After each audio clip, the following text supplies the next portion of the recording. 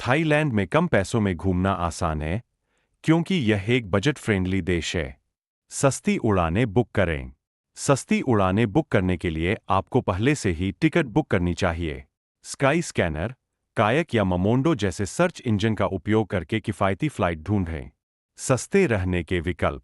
Thailand में hostel, guest house और budget hotel बहुत सस्ते होते हैं। आपको प्रति रात 200 से 500 थाई बाहट में अच्छे हॉस्टल मिल सकते हैं। लोकल खाना खाएं। थाईलैंड में सड़क किनारे खाने के स्टॉल और लोकल फूड मार्केट बहुत सस्ते होते हैं। थाई नूडल्स, पार थाई, समटम, पपीता सलाद और लोकल स्ट्रीट फूड सस्ते और स्वादिष्ट होते हैं। एक प्लेट का खर्चा 30 से 60 थाई बाहट हो सकता है। लोकल ट्रांसपोर्ट का उपयोग करें। थाईलैंड में लोकल बसें, टुक-टुक और मोटरसाइकिल टैक्सी बहुत किफ़ायती होते हैं। लंबी दूरी के लिए ट्रेन और बसें भी एक अच्छा और सस्ता विकल्प है। बाइक किराए पर लेकर भी आप आसपास के इलाके घूम सकते हैं। बाइक का किराया लगभग 150 से 300 थाई बाहट प्रतिदिन हो सकता है। थाईलैंड में बहुत सारे मंदिर और प्राकृतिक स्थान फ्री या बहुत कम शुल्क पर देखे जा सकते हैं। बैंकॉक में वाट अरुण, वाट फ्रा केव और चैंग माई में नाइट मार्केट जैसी जगह जरूर देखें।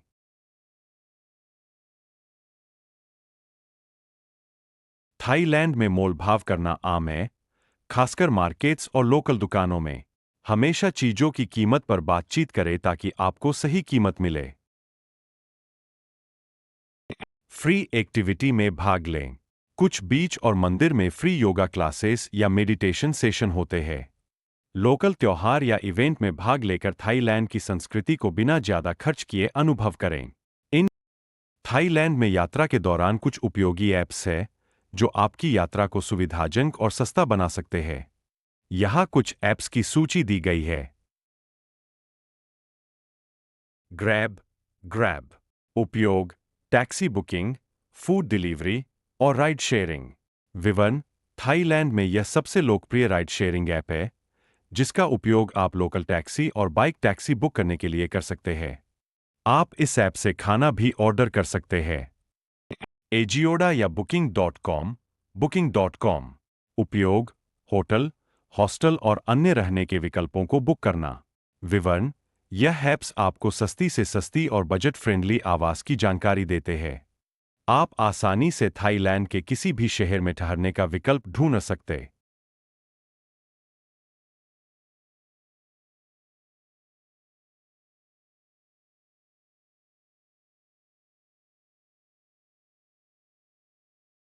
एयरबीएनबी।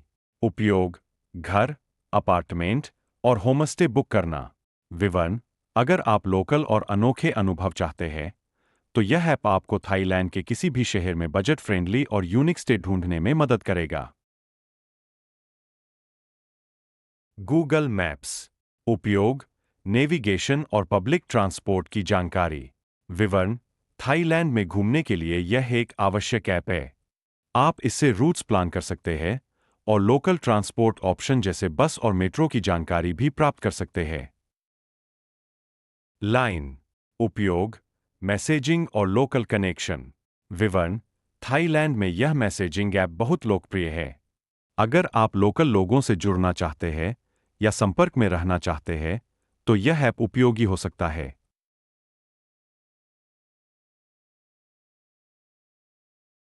Trip advisor. उपयोग, आकर्षण, गतिविधियां और रेस्टोरेंट की जानकारी। विवरण, यह ऐप आपको थाईलैंड के हर शहर में घूमने लायक जगहें, आकर्षण और खाने के अच्छे स्थानों के सुझाव देता है। 12 गो एशिया। उपयोग, ट्रेनों, बसों और फेरी की बुकिंग। विवरण, थाईलैंड में एक शहर से दूसरे शहर जाने के लिए यह ऐप सबसे आसान तरीका है। आप इस ऐप से लोकल ट्रांसपोर्टेशन के टिकट बुक कर सकते हैं। काकाओटॉक। उपयोग, मैसेजिंग और वॉयस कॉल। विवरण, थाईलैंड में कुछ लोग इस ऐप का भी उपयोग करते हैं, खासकर विदेशी यात्रियों के साथ संपर्क में रहने के लिए।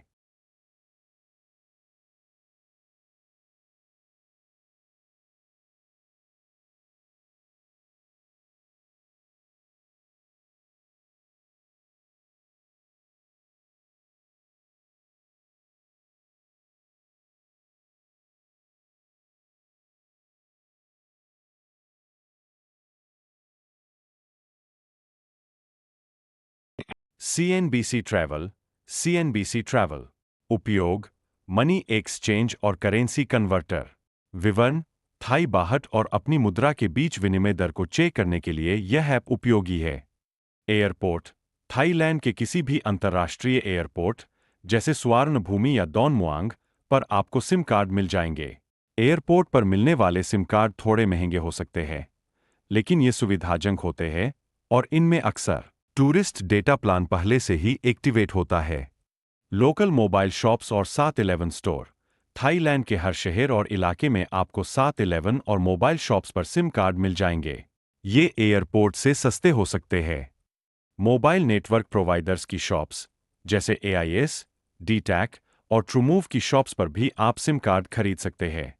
ये नेटवर्क थाईलैंड में सबसे लोकप्रिय और भरोसेमंद है। जरूरी डॉक्यूमेंट्स।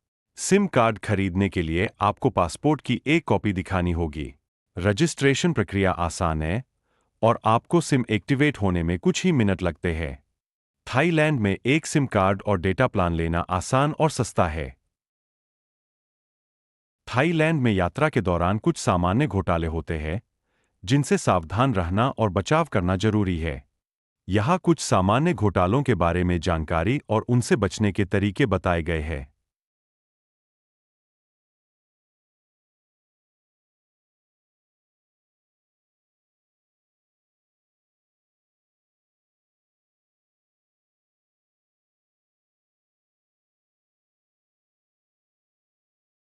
एक टुकटुक और टैक्सी ओवरचार्जिंग कैसे होता है?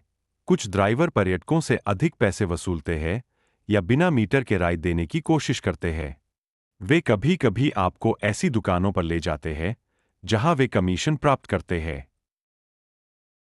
कैसे बचें? केवल मीटर टैक्सी का उपयोग करें और ड्राइवर से मीटर चालू करने के लिए कहें।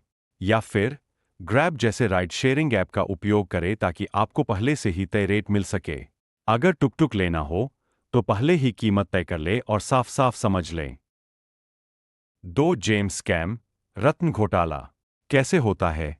पर्यटकों को एक व्यक्ति मिल सकता है जो उन्हें सस्ते और असली रत्न बेचने का दावा करता है। वे दावा करते हैं कि ये रत्न उनके देश में अधिक कीमत पर बेचे जा सकते हैं, लेकिन यह नकली या घटिया क्वालिटी के होते हैं। कैसे बचें?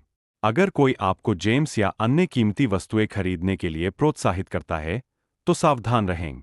केवल प्रमाणित और प्रतिष्ठित दुकानों से ही खरीदारी करें और खरीदारी से पहले रिसर्च करें।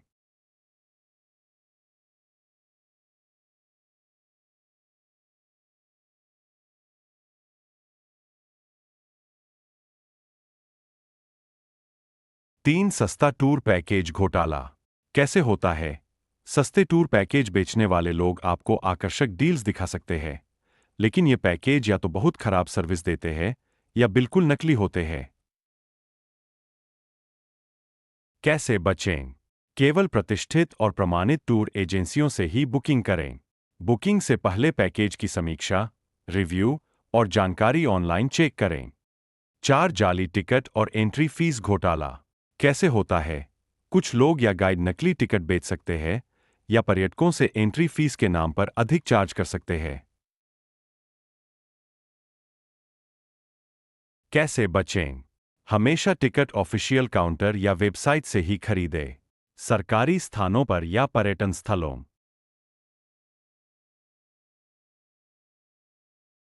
पांच सड़क पर बंदर घोटाला कैसे होता है?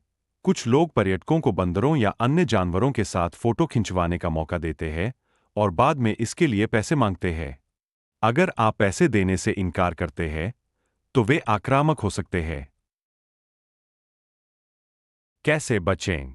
ऐसी गतिविधियों से बचें जो अनैतिक हों या आपको असहज महसूस करवाएं। सार्वजनिक स्थानों पर जानवरों के साथ इंटरैक्शन करते समय सावधानी बरतें। 6 मंदिर के बाहर का घोटाला कैसे होता है? कुछ लोग आपको बताने की कोशिश करते हैं कि मंदिर बंद है और आपको दूसरी जगह ले जाने की पेशकश करते हैं, जहां वे कमीशन प्राप्त करते हैं। कैसे बचें? मंदिरों की ऑफिशियल टाइमिंग की जानकारी रखें और गार्ड्स या स्टाफ 8 एटीएम और कार्ड स्कैम कैसे होता है? कुछ नकली एटीएम मशीनें या स्किमर डिवाइस पर्यटकों के कार्ड डेटा चुराने के लिए लगाए जाते हैं। कैसे बचें? केवल बैंक के ऑफिशियल एटीएम से ही पैसे निकालें। कार्ड इस्तेमाल करते समय कीपैड को ढकें और अजनबियों की मदद न लें। थाईलैंड में यात्रा के दौरान सतर्क रहना और जानकारी रखना जरूरी है। अगर कोई भी स्थिति संदिग्ध लगे, तो उस पर विश्वास न करें और सही जानकारी की जांच करें।